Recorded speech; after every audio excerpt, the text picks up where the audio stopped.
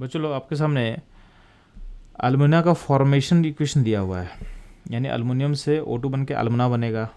ठीक, उसका delta G दिया हुआ है आपको किलो जूल पर मोल में।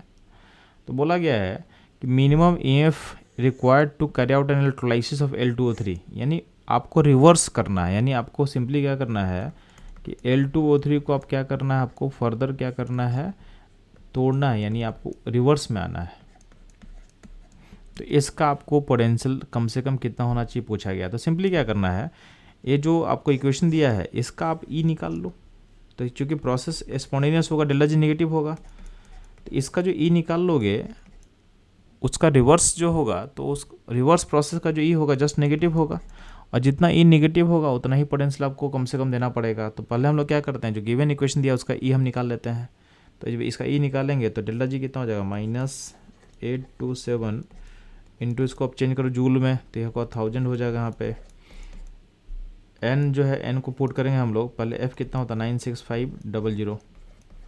आपका ई आपको निकालना है। अब ध्यान देना, आपका 4/3 अल्युमिनियम कन्वर्ट हो रहा है आपके पास 0 स्टेट से, यानी 4/3 अल्युमिनियम का 0 स्टेट है लेफ्ट साइड में, कन्वर्ट हो रहा है आपके L+3 में। तो एक अल्युमिनियम में चेंज कितने का होता है, 3 का होता है। तो 4/3 में चेंज कितने का होगा, तो 3 इंटू 4/3 कर लो, तो ये होगा 4 इलेक्ट्रॉन का, यानी यहाँ पे n होगा इस प्रोसेस का 4 होगा, पुट कर लो, तो ये -4 इंटू 96500 इंटू ई कर सकते हैं हम लोग। ठीक है, तो अब आप क्या करोगे, इसको सॉल्व करके अपना ई का वैल्यू निकाल लो।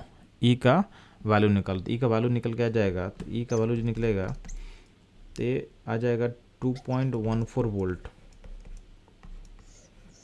यानी इस प्रोसेस का जो स्पॉन्टेनियस है उसका ई आ रहा है 2.14 वोल्ट। अब ध्यान देंगे, आपसे क्वेश्चन पूछा गया था, इसको अब हमको इलेक्ट्रोलाइसिस करना है। तो इलेक्ट्रोलाइसिस मतलब रिएक्शन को रिवर्स करना है। तो रिवर्स रिएक्शन जो हो रहा है उसका जो पोटेंशियल होगा वो क्या होगा, जस्ट नेगेटिव हो जाएगा, -2.14 वोल्ट।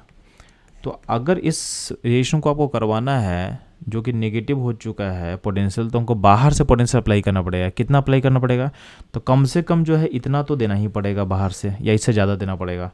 तो मिनिमम जो होगा, यानी ई एक्सटर्नल जो होता है बाहर से जो अप्लाई करेंगे वो कम से कम 2.14 से तो ज़्यादा होगा, तो या उसके इक्वल हो सकता है। तो मिनिमम जो वैल्यू होगा 2.14, यानी ऑप्शन जो ए होगा करेक्ट। तो ये था इस क्वेश्चन का एनालिसिस। मूव करता हूँ नेक्स्ट क्वेश्चन पे।